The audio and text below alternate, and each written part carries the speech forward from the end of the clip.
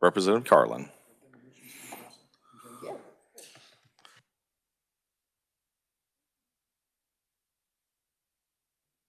Thank you, Mr. Chair.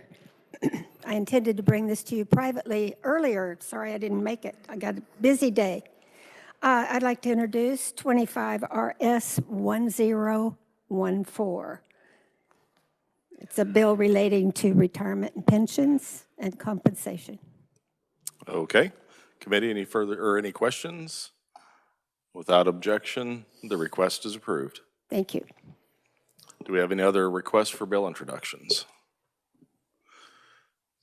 Seeing none, we will move right along to our hearing for the day, and that is House Bill 2097.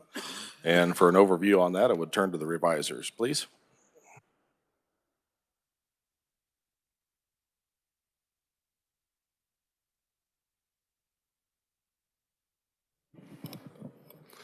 Thank you, Mr. Chairman. House Bill 2097 would amend and reinstitute the currently expired non-game and endangered species habitat income tax credit. This credit was first in effect for tax year 1998 and was disallowed starting in tax year 2002. Excuse me. The bill reinstitutes. There's essentially two income tax credits available under the original law, and this would commence in 2026. The first credit would equal the amount paid by the taxpayer for ad valorem taxes and assessments for each year that the management activities specified in the recovery plan or agreement remain in effect and apply to such real property. The bill specifies that applicable critical habitat for threatened or endangered species would be required to be identified by the United States Fish and Wildlife Service. The bill also includes qualified programs or management plans in addition to recovery plans as eligible management activities to apply for the credit.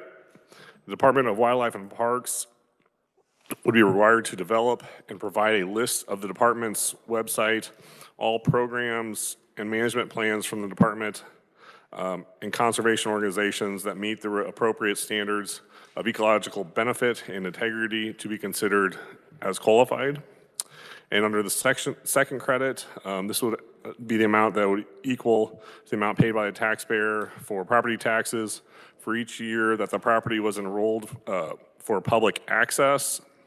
The bill specifies that the credit shall apply for real property that is enrolled in a program facilitated by the Department of Wildlife and Parks, providing public access for hunting, fishing, or other use, and included in a qualified management activities that promote improved habitat. And with that, I'd be happy to stand for any questions.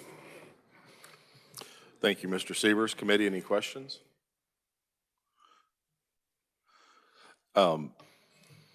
Did this program, it was already on the books, did it just expire? Do you recall what the history was on it?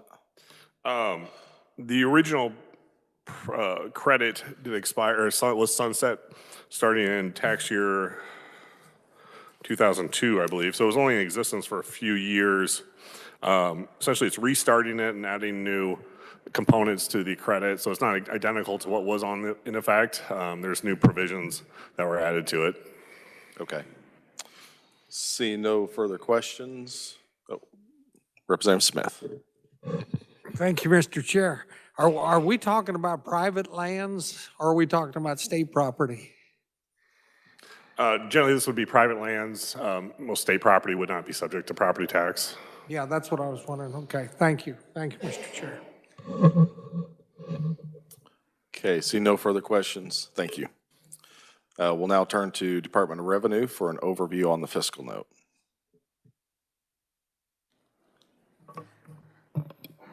Mr. Chairman and members of the committee, Kathleen Smith with the Department of Revenue. As Adam spoke, there are two credits. The first credit, we are estimating that it will have a minimal negative impact on the state general fund. This is a credit that it did exist way back when, and it had very little use.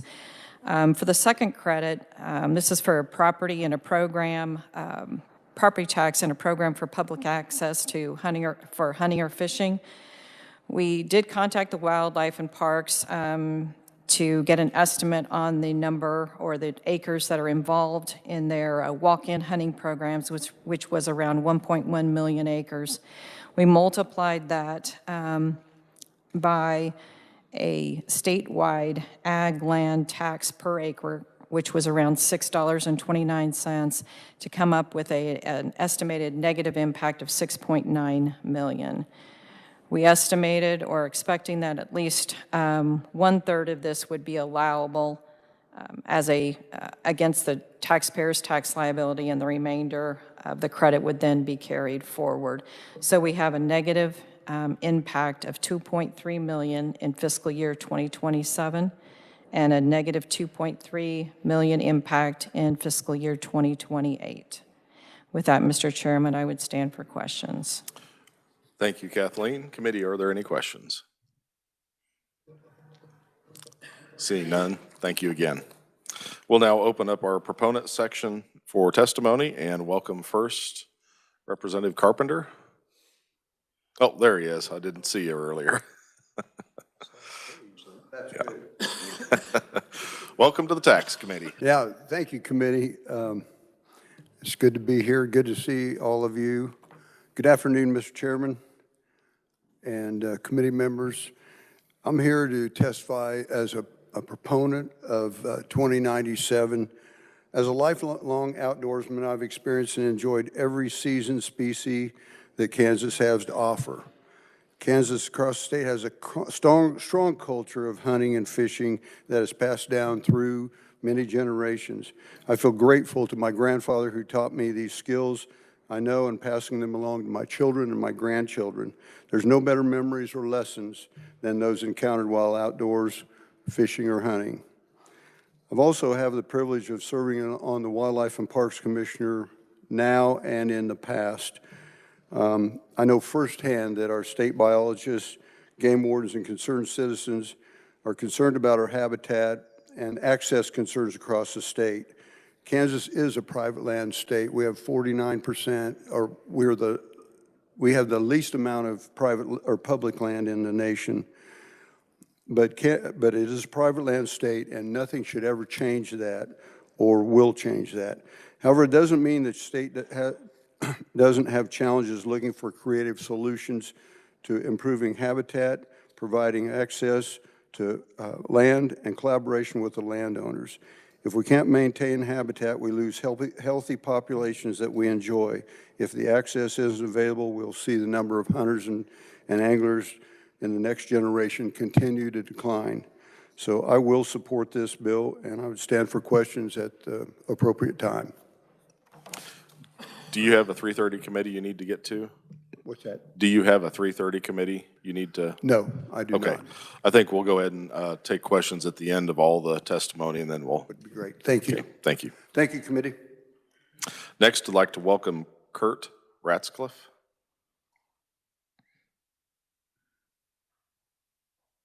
Welcome to committee. Thank you.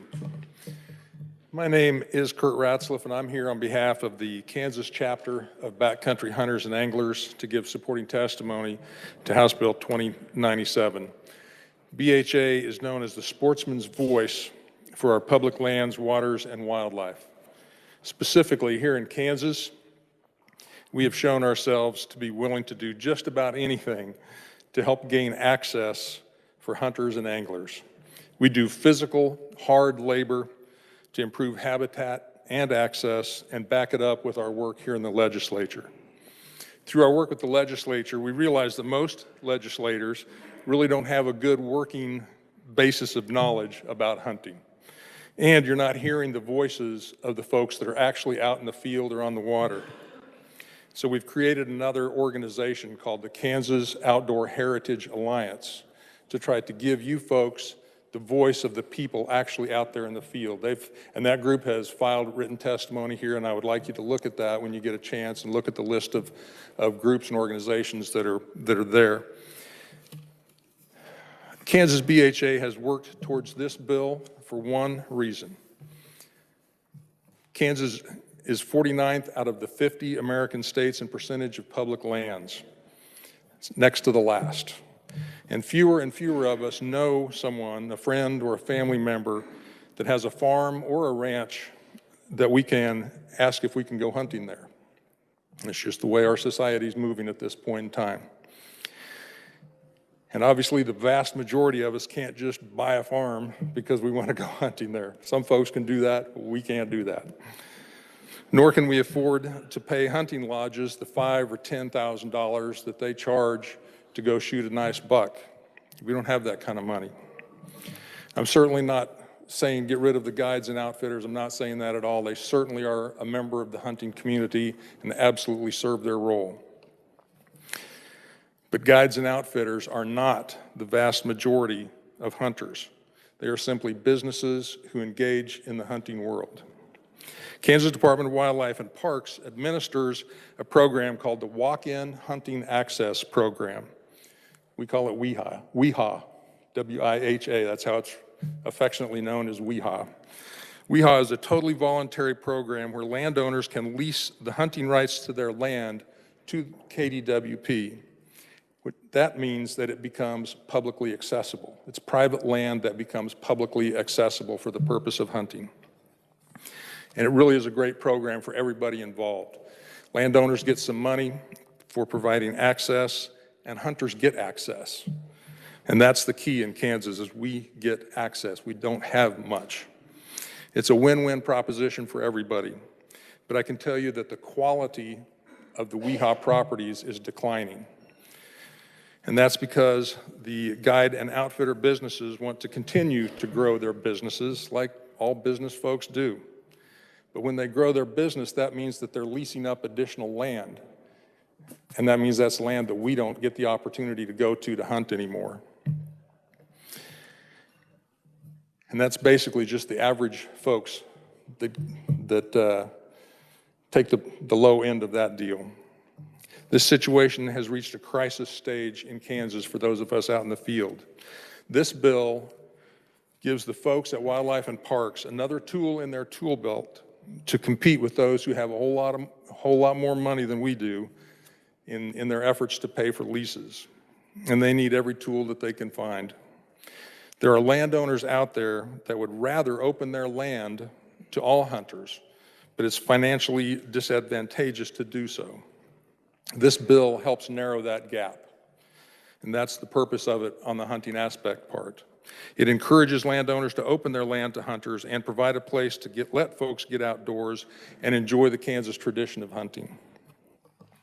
Please look at this bill from the perspective of folks who can't pay a ton of money to go hunting.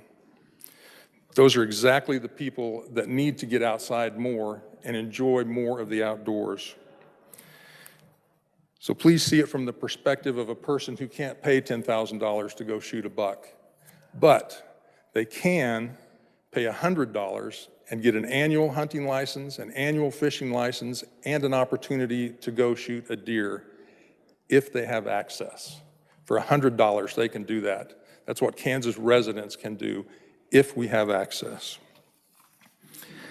To help you understand the impact that one deer can have on a family that's not well off financially, please understand that one deer can provide a family with 50 pounds of delicious, nutritious, lean meat. That's steaks and roasts and hamburgers, 50 pounds. And for a family that's struggling to get by, that can mean a lot. And perhaps even more importantly, that person or that hunter can spend some quality time outdoors. And no matter if you believe in religion or science or philosophy, that time spent outdoors translates to a person becoming a better person. And this bill encourages a situation that creates better people because they've spent time outdoors, they got some exercise, they acquired healthy food, and it also financially helps cooperating landowners, and it encourages better conservation. This bill moves the needle on all of those items. And I thank you so much for your time here today, and I'd be happy to answer any questions at the appropriate time. Thank you. Thank you. Thank you for your testimony. Our next conferee would be Justin Cobb. Welcome to committee. Thank you, Mr. Chairman, members of the committee. I have this opportunity to provide proponent testimony in House Bill 2097. My name is Justin Cobb, and I'm with the Nature Conservancy. The Nature Conservancy is a conservation nonprofit. Our staff works with landowners across the state to help them implement conservation. It follows many of the goals that this bill seeks to accomplish. And we would echo the sentiments of the conferees before us. There are a couple of the underlying principles of this bill that I'd like to take some time to discuss. And the first is the public benefit of private habitat. I think Representative Smith clarified for us that we are indeed talking about a tax credit for private activities on private land. So anytime that we have this nexus for public dollars for some private work, I want to make sure that we understand why it's worth it for the state of Kansas to make this investment. And I might be preaching to the choir for some of you, but I hope that you will indulge me for a second. And when we say the term habitat, generally just referring to an ecosystem that supports life. If you were to picture your favorite Kansas landscape, for many of you it's probably some prairie, which it should be, but whether it's the Flint Hills, the Red Hills, the Smoky Hills, or perhaps eastern Kansas, you might prefer some woodlands, or if you're in the Great Bend area, a few wetlands. Those are our habitats that we're referring to. Wherever that ecosystem exists, it sustains life for both wildlife and humans, and it provides a number of direct benefits to the state of Kansas. Chief amongst those, and I think that Representative Carpenter and Mr. Ratzlaff articulated very well, is an enhanced quality of life. The recreation benefits, the physical and the mental benefits of being outdoors, having access to those natural areas are well studied and very well known. Additionally, they provide direct health benefits. Habitat is the most efficient filter to provide us with clean air, clean water, and strong biodiversity actually helps prevent human populations from getting hit with worse diseases. And additionally, on the economic side, habitat is an asset. If you want any good proof of that, talk to anybody in rural Kansas about what the opening weekend of pheasant season used to do for their local businesses, for their local fundraisers. You would have hunters from across the state, across the country, coming in and spending dollars to enjoy that habitat. And that's an asset that's well known. People will move, people will locate to be near that. So it's certainly something that the state of Kansas should see as an investment. And lastly, on the habitat side, habitat is how we as Kansans can fulfill our stewardship obligation. So when we talk about natural resources and wildlife, they're not things that we can necessarily earn. They're things that people have stewarded and that have been bestowed upon us and passed down from generation to generation. And whether it's a moral and ethical, for some folks, a religious or academic belief, Kansans hold that belief that it's our obligation to steward those resources on to the next, and that's how we do it, is through habitat. So I appreciate you indulging me for that short sermon, but as was alluded to before, we have a private land state, and so the burden and the obligation for providing all of these benefits relies upon private landowners. We have all of us Kansans who benefit, and we have the private landowners who do the work and manage. There's a role for the state in the middle, whether it's through the Kansas Department of Wildlife and Parks or opportunities like this to provide resources and support those landowners who are providing this immense benefit. And so this is why I just wanted to, for anybody who's curious about public dollars and private lands, make no doubt there is a direct public benefit to this type of investment. I'd also like to touch on a large component of House Bill 2097, and the majority of the new language in the bill is actually focused on conservation programming. I want to touch a little bit on what that looks like and why there is such an emphasis on changing that part from the original tax credit. So there's an expression in conservation that conservation moves at the speed of trust. And what this really means is that conservation in its inherent partnership with landowners, you have to recognize that every landowner is different. The majority of private landowners and private land in Kansas is involved in agriculture. And there's no such thing as the same agricultural operation, whether it's cow-calf, whether somebody's got it in row crop, diversified. Every landowner has a different desire for the way they want to manage their land and how they want to engage in conservation.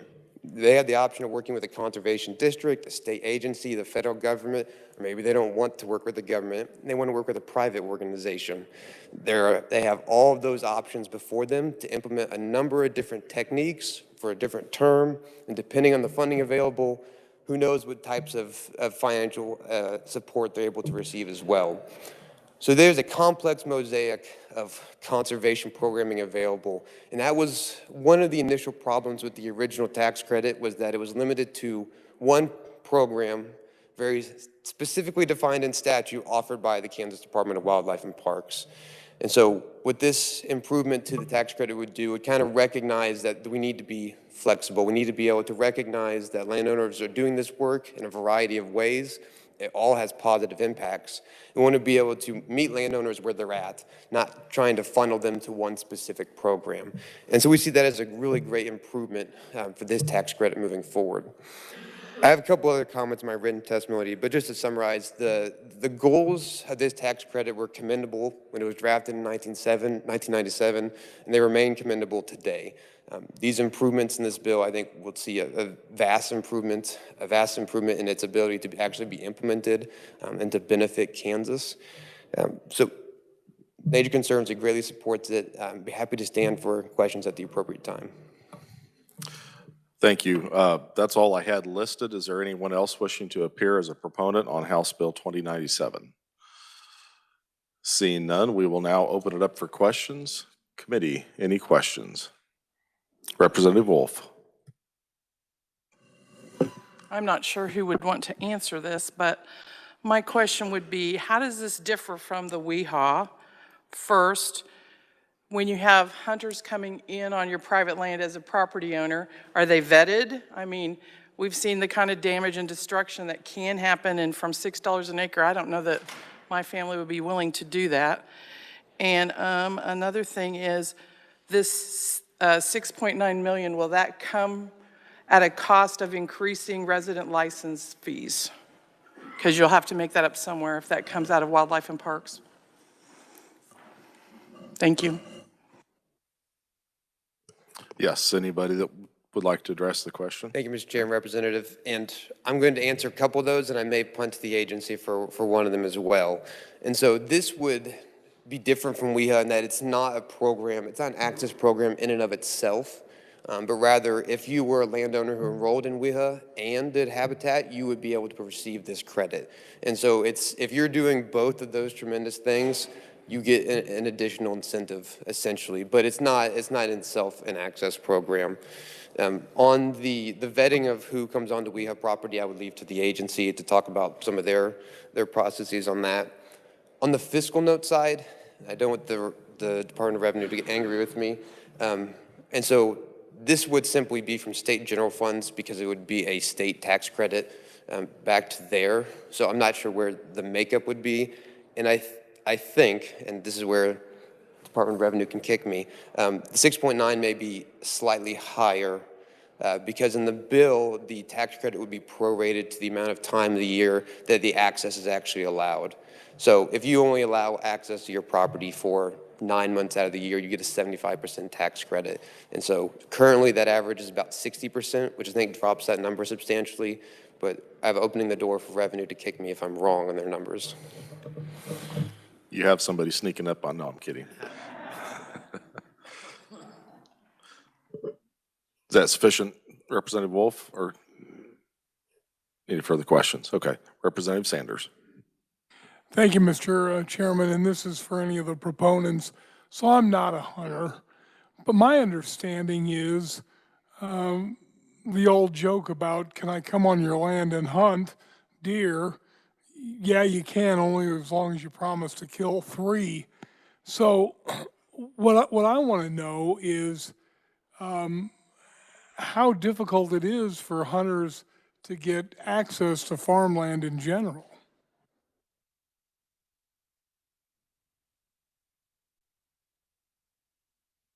And I think I heard all of your question. I have a little bit of a hearing loss, and I'm not sure I caught it all, but I think I heard you want to know how difficult it is to find access for hunters. Aren't most farmers willing to let hunters come onto their land, or am I just totally wrong about that, which I could be? I'm old enough that I remember the days when you really didn't ask anybody. It just kind of was assumed, and if there was a problem, then you'd talk it out, and there was not a problem. I'm old enough that I remember that. That's not the way it is currently. There are vast portions of the state that are now already leased up, like I talked about earlier, that are leased up for hunting purposes. For example, there was a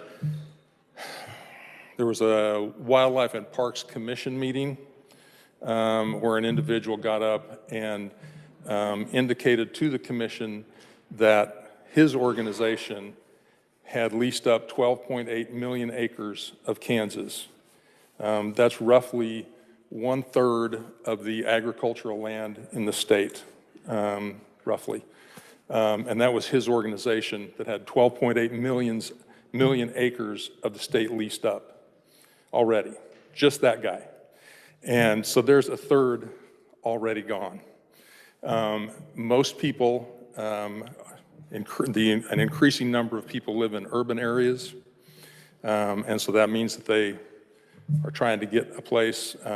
It's really hard to get anything anywhere close to a major urban area of Kansas because there are so many people that want it. It gets leased up anyway, and it's gone. I can tell you that also it's not the same knocking on doors as it used to be. Again, I'm old enough to understand and remember when somebody knocked on the door, it was kind of exciting. Hey, somebody's coming to talk to us. Somebody's coming to see us. That sentiment, I don't think, is still there anymore. I think it's generally speaking not always friendly right at first. And that's not a knock on farmers or ranchers. I think that's people today. And so I would put it that way. It's not always easy. The WEHA program, one of the great advantages of that is you know that those properties are there. You know that you can hunt them as a hunter. You know that you can. It makes it easier to get out and enjoy the outdoors. It makes it vastly, vastly easier. It's hard to track down ownership of farms. A lot of them are corporately owned, and it's hard to find out who's the right person to talk to. And so there's a lot of things that go into it that make it very difficult. And the walk-in hunting access program is a great program. It's online, it's digital, you can find it, you can get a paper map, whatever you want to do, you can get a map and you know that those places are there and you know that you can hunt them. And that's a great relief. And I don't want to disparage farmers and ranchers at all in this conversation. Zero. I don't want to disparage them at all. It's difficult. And when the land is leased up by organizations, what I've run into a lot of times is I've heard the people that lease, the organizations that lease places up say, oh, well, if they just knock on the door, I'd let them come hunt pheasants because I only lease it for deer. Doesn't work that way. Well, what does the phrase landowners leased don't up want mean? the people to come out there and chase off the deer. What does the phrase leased up mean?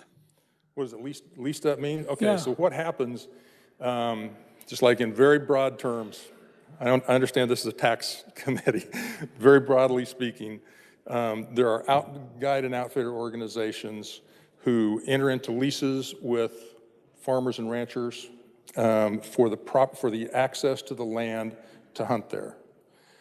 When they do that, that gives those organizations who have entered into that lease with the landowner exclusive access to that property, generally speaking. That means that the general public can't go hunt there.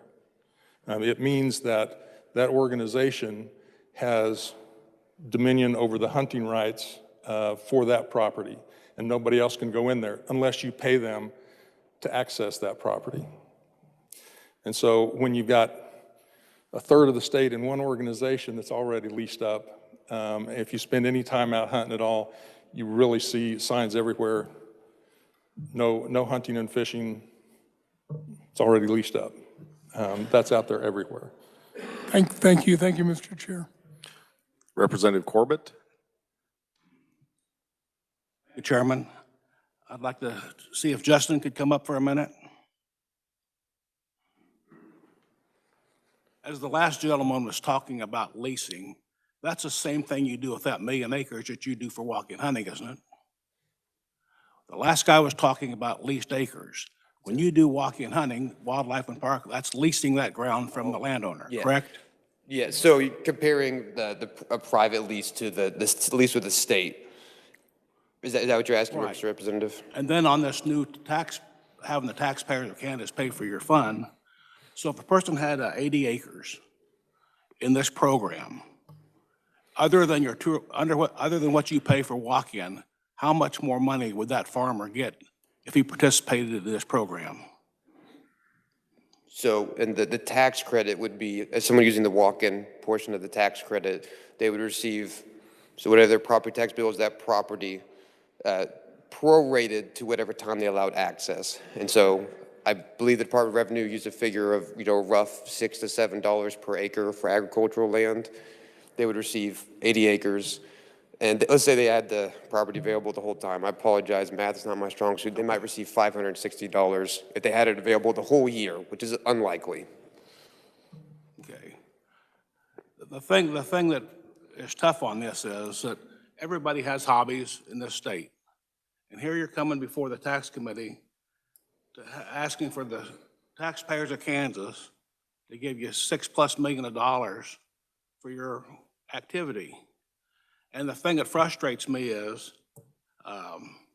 as you know, the department turns away 14,000 deer hunters every year and 1,000 out-of-state turkey hunters every year. If all of that was implemented, the department would probably pick up about $8 million, and the state would pick up about $30 million in tourism. I think everything's working fine, and I think anybody can lease ground in this state that wants to. You may not get it for $2, but as one of the representatives said, I kind of like to know who's on my property doing what and when. Because I've heard 100 times, picking up beer cans, picking up trash, and I've heard that. So I hear anything's better than nothing, and I wish you could find a way to pay for it without bothering the taxpayers, but I hear your story. But I was just trying to see how much a landowner might get if he played the game with you. Thanks. Yeah, if you want to respond. Thank you for that, Representative Corbett. And you make some really great points. And I think that's why it's really important to note that this tax credit isn't just for the walk-in hunting. It's for the walk-in hunting and habitat. And, in some of the conversations we've had with stakeholders around this, there's been a real emphasis. We always like to talk about the ever-important Section 21 of the Kansas Bill of Rights, which prioritizes in the Constitution the public management of wildlife as for the state of Kansas. And so we do see that as somewhat of a guiding stone that the state has, and the voters of the state have said that we do want public management to be a priority. And so we see that providing for both that public opportunity with habitat, that's what we see as being deserving of an extra incentive. Certainly don't want to just be competing for competition's sake. It's finding that dual benefit that we think is worth the investment. I know a lot of landowners and a lot of farmers, and they would love to have people, they'd love to have some people come and hunt and fish and spend some money with them. And the cost of farming is not cheap anymore. And they're faced with the liability. And that's why things have changed a little bit. I think, and a lot of farmers would like to have a little sweat equity, during harvest, drive some trucks or fix some fence. I think there's things that you could do to get around this and still get everybody that wants to hunt to hunt. But I'm with you. I wish you the luck. Committee, any further questions? I just have a general question. If somebody wants to address the property, let's say I'm a landowner that's out there that I'm interested in. Is this property that is taken out of production? Could it be farmland? Could it be ranch land? What does it qualify to enroll in the walk-in hunting? Could you just speak a little bit about the property that we're talking about? Absolutely, Mr. Chair. And in general, we're really talking about agricultural land, usually actively used agricultural land. There's almost no conservation program where the best practice is to let it sit where it is. And so we're talking about ranch land, we're talking about row crop, and really the programs and the type of management styles or practices you'd see would just be those that provide for habitat. And so you can imagine on any piece of land, if you know how you're managing your corners or how you're rotating and grazing, what are the best things to do if you want to see a certain species appear there. And that's the type of thing that we're looking at. But it would be, really looking at working agricultural lands would be the main focus of this type of tax credit. Yeah, out in western Kansas, most of our WEHA land is Conservation Reserve Program. It's CRP land, and it's just grassland that sits there. Can actively farmed ground be included in this? So I should say, I shouldn't get ahead of myself because the agency would be the one who would make the ultimate determination on what would be qualified. But so just be looking, and so, in Justin's opinion, which qualifies for little, yes, you can have actively cultivated land that has habitat practices, whatever those may be, and we would hope to see that included as qualified. Okay. Representative Wolf? Thank you, Chairman. So my other question is, does someone have to reserve that they're going to hunt this area? Because if you have two hunters arriving at the same time, there's a big safety issue there. Thank you, Representative. And I'm going to extend my knowledge of the walk-in hunting program to this, and said there is a couple of different versions of it. And so the very generic walk-in hunting access program, anybody can come on. It's kind of like using public land as far as first come, first serve. They also unrolled a version that I'm personally a fan of, which is called iWeha, which allows for an online check-in. You can see who's on the property, and landowners have a lot more flexibility to set limitations on how many they want on certain sections of the land. Gives them a little more flexibility, and that's really just became an option as technology has become available to support it. And so you have both. I think that Chairman Smith's CRP tends to be larger and enrolled in the general walk-in, and if you have more, perhaps the 80 acres that we were talking about earlier is probably going to be in the iWeha, so they can control it a little bit better. And then my other question is, if you have at least two, you guys, can you personally still use it or your family still use it? Yes. Members of the public, so yeah, you also are able to use it as well. Thank you. Any further questions? Representative Butler. Sure, I just want to just follow up with a quick question. The chair asked if cultivated land would qualify for this, and in your opinion, you said yes. So I understand that I can, if I have land, I can get tax credit, cultivate land, and get the crop prices. So I can drop both of those things. Is that, I don't know, I'm sure I follow. Thank you, Mr. Chair. And so I should clarify, thanks for the question, Representative Butler. So it would be the acres of that cultivated land that are enrolled in the habitat management program. And so depending on what you're growing and how you're growing it would depend on how many of those acres would be considered to be eligible. And so in some cases, let's say that you're setting aside, corners or a certain amount of your acreage towards habitat stands for a particular reason, then those portions would be qualified. But if you just had 100 acres of pure row crop, likely that whole thing will not be being considered. Seeing no further questions, thank you again for all of your testimony. We'll now turn to neutral or opponent testimony, which I show none. Is there anyone wishing to appear on House Bill 2097, either as neutral or an opponent? Seeing none, we'll go ahead and close the hearing. Next committee, I want to turn to House Bill 2231 and take a look at that and see what the committee's desire is on that. I would turn first to the reviser for a brief reminder on what that bill does. Thank you, Mr. Chairman. House Bill 2231 would provide head of household tax filers an additional Kansas exemption in the amount of $2,320, and this would apply for tax year 2024 and then going forward. Thanks. Committee questions? Seeing none, I'll open up discussion on the bill. And did you have a question, Representative Howerton? Discussion, yes. Yeah. I would just say I like this bill. I think it mirrors kind of what the federal already does with a middle exemption for head of household between married filing joint and single. So I think it makes sense. I do have an amendment, and I'll have that distributed. I'll explain that briefly while that's being passed out.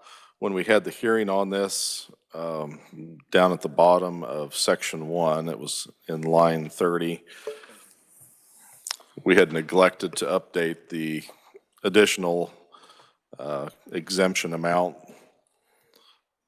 for honorably discharged disabled veterans.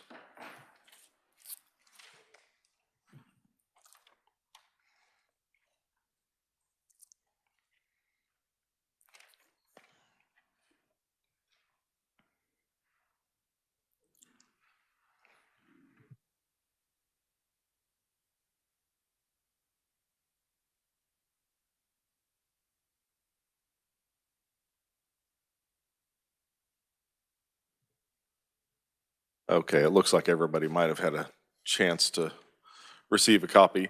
Again, it's a balloon amendment that just updates that the old amount of $2,250 last year when we bumped up that exemption to 2320, which I think was a 3% increase. It's kind of where we got that number from. I think it was the intent to also increase the additional exemption there in subsection 2. And so that's all this amendment does for tax year 2025 and moving forward. It increases that.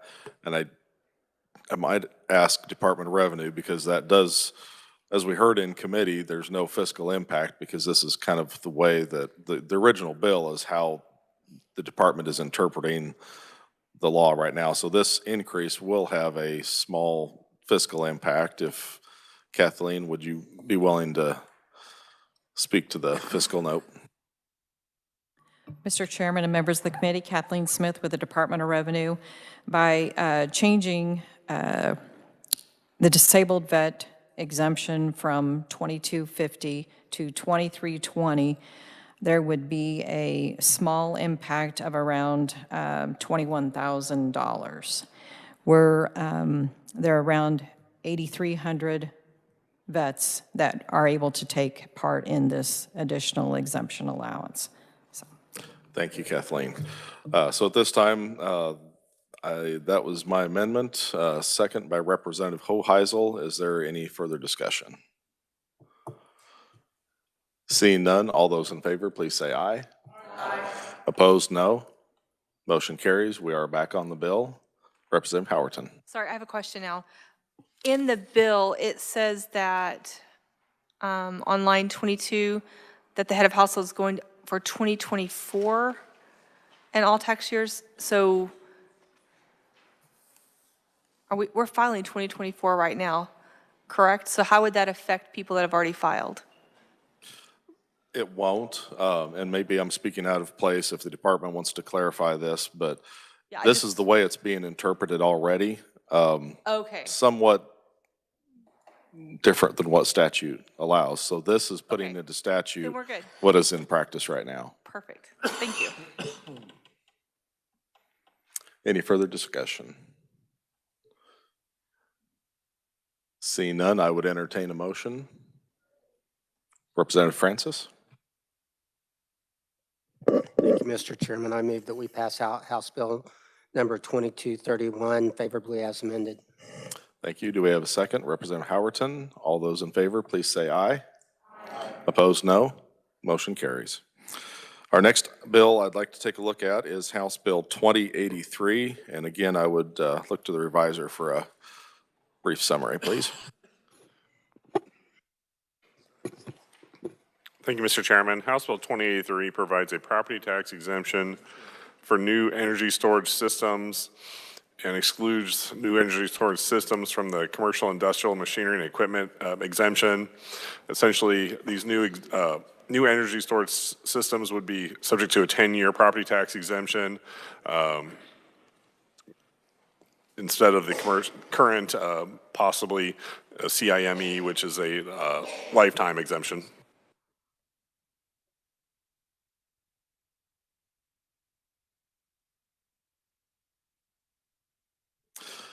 Okay, any questions for the reviser committee? Seeing none, is there any discussion? Representative Hoheisel. Thank you, Mr. Chairman. I do have an amendment. The date change. Yeah. Mr. Chair, would you like me to proceed while we're? Yeah, if you want to do a brief explanation Yeah. while it's being passed out. Certainly. Thank you, Mr. Chair. Actually, I'm looking at the wrong one. This just simply changes the date from of enactment to 26 to 25, 2025. That way, we don't have projects that are eligible in 2025 that get done and are uncapped, and then in 2026, the cap hits. Brings a little more parity to this, so it would start enacting in January 2025 and not 2026.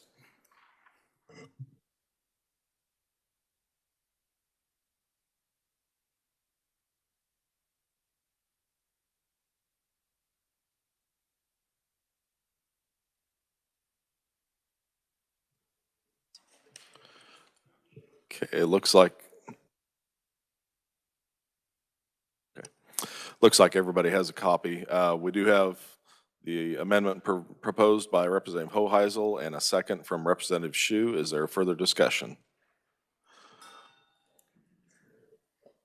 If I remember right, during the hearing, there was an existing facility, but it was a municipal facility, so it wouldn't fall under this category because it was already property tax exempt. But there was either one in development that this is meant to kind of go back and catch everybody if there is anything that's being constructed right now. Yeah, I think so. And if you read on page 3, start at line 27 on the way down, construction or installation of such property began on or after January 1st, 2025, but does not include an energy storage system that received any necessary county approval prior to January 1. This would change to 2026 to 2025 on that too. Excellent. Okay, discussion on the Hoheisel amendment? Seeing none, you may close and move your amendment. Thank you, Mr. Chair. I close. Committee, you've heard the motion. All those in favor, please say aye. Aye. Opposed, no. Motion carries. We are back on the bill. Further discussion, committee? Representative Turner. Thank you, Mr. Chair. I asked a lot of questions when we heard this bill originally. This bill is intended to give battery energy storage systems a 10-year exemption, and that would be a new exemption. Last year, we passed a bill that put all generation on a comparable 10-year exemption because at that time, some had 15, some had 7. So we just leveled the playing field for generation and said 10 years. But this isn't generation. This bill was brought to provide, as they said, certainty of the tax treatment. So the investor's risk basically would be known, because otherwise they won't know if they get this machinery equipment exemption until after it's built. So, in my view, these are being built to make money for the investors. They're going to buy and store low-priced energy and then sell it back into the market when prices are higher. Obviously, if they don't have to pay taxes, that would greatly improve their bottom line. Questions were asked that these aren't manufactured in Kansas, so there's no jobs there, and they don't employ anyone other than 1 to 3 people to cut the grass. So I guess it comes to this committee of, it's a policy question. Why would the state want to eliminate the risk to investors? And that would just be to promote construction of these in Kansas if we want them. But it was talked about stabilizing the grid. I do think there's the ancillary benefits that they could do those things, but it's not being built to do that. It's, as the lady said, it's being built to store power when it's, soak up power when it's cheap, and then sell it into the market as a market participant. So anyway, that's where I see it. Representative Corbett. I kind of agree with the last comments. I mean, whether you're buying something to make money with batteries. You might try to speak into the mic a little better. Or more land or whatever it is. I think if you're in it to make money for yourself, there's very few other businesses in the state that get a 10-year break like that. But that's just a thought. I don't know of anybody else that would get it the way this is set up unless I'm reading it wrong. Any further discussion, committee? Representative Turner? Yeah, I was going to say, in talking with the bringers of the bill, I'm told FERC is looking at maybe classifying these as generation, and if so, then it falls under the exemption that we've already passed, and there's no new policy needed. So, and some quick reading on SPP is that they're also looking at how to rate these things, because every generation source or battery would have to be rated in terms of how it can support. So I don't know if it's possible, but to table the bill, and maybe we take a look at this next year and see what developments have been made in both of those areas. Just an idea. Thank you.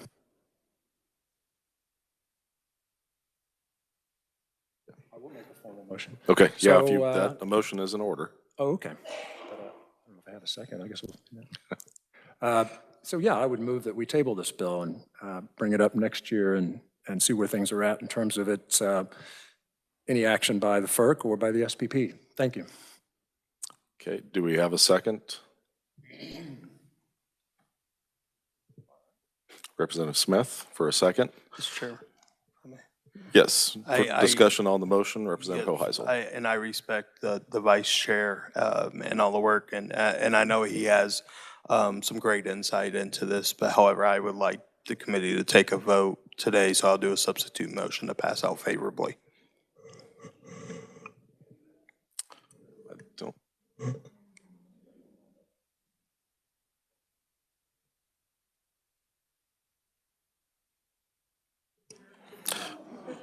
Hold on, committee, just stand at ease for a second. We're going to make sure we're doing this in the proper order.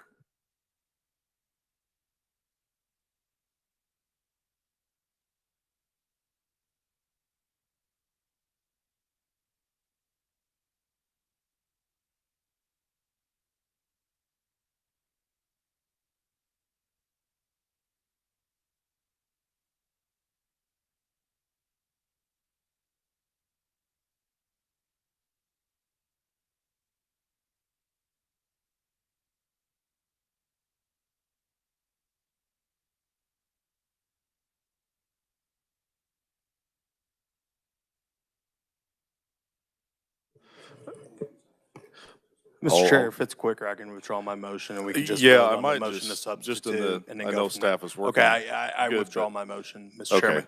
if, I guess I would just ask the committee to, if they want to go ahead and move forward working the bill, vote against the motion to table. If you want to table it and take it up again, get some more information, vote in favor of the motion to table, and we'll move on from there. So is there further discussion on the Turner motion to table? Oh, it's, okay. It is non-debatable, so this is just a motion. So all those in favor of the Representative Turner motion to table, please say aye. Aye. Opposed, no? No. The noes appear to have it. The noes do have it. We are back on the bill. Representative Hoheisel. Thank you, Mr. Chair. If there's no further discussion, I will do my motion now to pass out favorably. 2083 as amended. Okay. Did we get a second on that? Oh, yeah, that's right. We did have, my apologies. Representative Hsu had the second on that. So committee, you've heard the motion to pass out favorably as amended. Those in favor, please say aye. Aye. Opposed, no? No. The ayes appear to have it. The ayes do have it. Is there anyone wishing to be recorded? Seeing none, motion carries. Thank you, committee. That does conclude our business for the day. Unless you've been living under a rock, we are canceled tomorrow. We are not meeting, no committee meetings, no chamber session.